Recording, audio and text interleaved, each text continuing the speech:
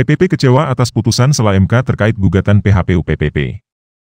PLT Ketua Umum Partai Persatuan Pembangunan, Ketum PPP, M. Mardiono merespons soal putusan dismisal atau putusan Sela atas gugatan perselisihan hasil pemilihan umum, PHPU, sengketa Pileg 2024 oleh Mahkamah Konstitusi RI.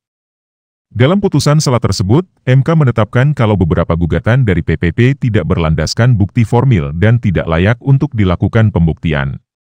Dengan putusan itu, PPP digadang sulit untuk bisa lolos ke parlemen karena upaya untuk meloloskan 4% Parliamentary Threshold, PT, makin sulit dikejar. Atas putusan Sela yang dibacakan pada Selasa, 21 Mei 2024, itu, Mardiono mengungkap rasa kekecewaan kepada Hakim Konstitusi yang menurutnya bisa menjadi gerbang keadilan untuk PPP. Kami berharap Mahkamah Konstitusi menjadi gerbang keadilan di dalam menjaga kedaulatan suara rakyat yang dititipkan oleh Partai Persatuan Pembangunan, kata dia.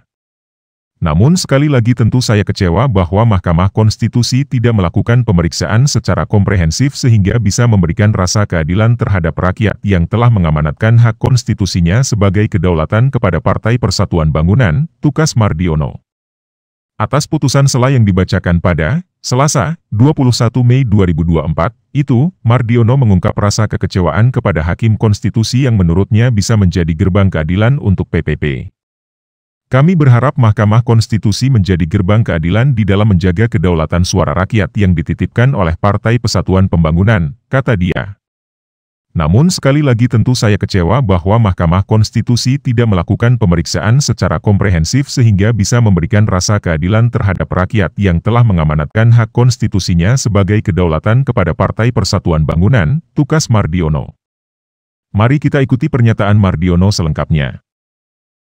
Perolehan P3 adalah 6.343.868 dengan suara persentase yaitu 4,17%. Dan perolehan 12 kursi di DPR RI, hasil perolehan suara ini berbeda dengan tabulasi KPU yaitu sebesar 5.858.777 suara dengan persentase 3,87%. Dan dengan memperoleh kursi yang sudah ditetapkan oleh KPU di masing-masing dapil, yaitu 12 kursi di DPR RI. Perbedaan ini tentu merugikan seluruh pemilih P3 yang telah memberikan mandat keterwakilannya di parlemen. Dan perbedaan ini mengakibatkan hilangnya aspirasi dan kedaulatan rakyat dalam demokrasi. Dan hal itulah yang mendasari P3 memperjuangkan keadilan untuk merebut suara yang hilang melalui Mahkamah Konstitusi.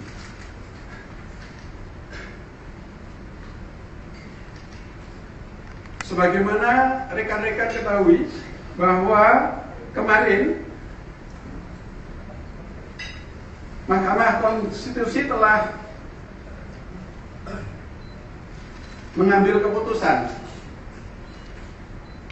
yaitu tidak melanjutkan pemeriksaan atas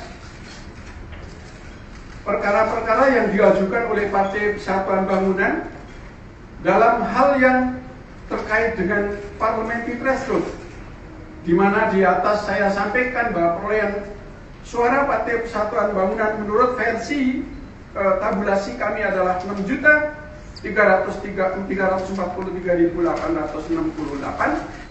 dan menurut KPU adalah yang tadi saya sampaikan 5.858.777. Maka kami berharap Mahkamah Konstitusi menjadi gerbang keadilan di dalam menjaga kedaulatan suara rakyat yang dititipkan kepada Partai Persatuan Bangunan. Namun sekali lagi tentu saya kecewa bahwa Mahkamah Konstitusi tidak melakukan pemeriksaan secara komprehensif sehingga bisa memberikan rasa keadilan terhadap rakyat yang telah mengamanatkan hak konstitusinya sebagai kedaulatan kepada Partai Persatuan Pembangunan. Kami prihatin, kami berkewajiban untuk menjaga dan memperjuangkan itu, karena ini adalah amanah yang patut untuk terus kami perjuangkan sampai ke titik akhir, karena ini adalah suara rakyat.